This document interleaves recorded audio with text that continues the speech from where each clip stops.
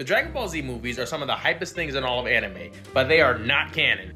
But just for funsies, I asked some people to try and prove me wrong, which prompted this comment right here, saying that Bojack could definitely be canon. And I'm not gonna lie, this is the one movie in all of the original 13 DBZ movies that I had the hardest time of disproving. The fact that the events of the movie take place during the 7-year time skip after the Cell Saga gives it more than enough time to take place. And I could split hairs with Gohan not being able to use Super Saiyan 2 at will, but honestly, the way he falls off of his training, that is actually kind of consistent.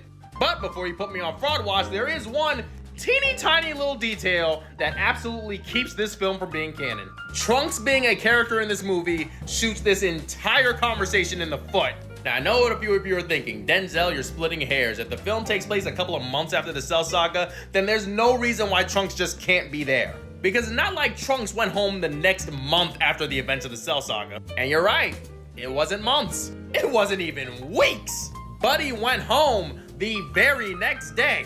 Like the very next goddamn day. And as you can see in those screenshots, Trunks' hair was short the day that he departed. And Trunks' hair only gets to this length if he lets it grow out for about a year. So now you're probably thinking Trunks probably just waited a year in the future and then came right back. However, 3 years after taking care of the androids in his own time period, Trunks is still in the future with his hair still short. Oh, and don't get me started on the fact that this broken sword appears fixed inside of the movie. In fact, this isn't even the only movie that this sword's existence screws up the continuity of.